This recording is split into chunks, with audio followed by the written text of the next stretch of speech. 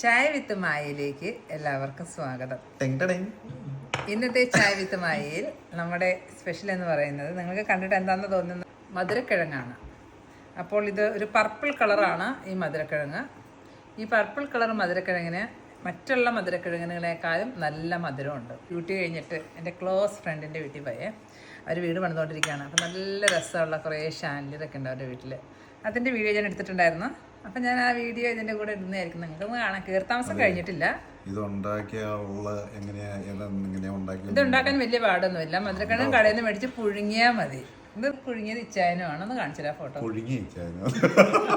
മധുരക്കിഴങ്ങ് പുഴുങ്ങിയത് ഇച്ചായനാണ്. ഞാൻ ഇന്ന് എൻ്റെ ഫ്രണ്ടിൻ്റെ വീട്ടിൽ പോയിട്ടായിരുന്നു. അപ്പോൾ അതുകൊണ്ട് ഞാൻ വന്നപ്പോൾ വൈകി.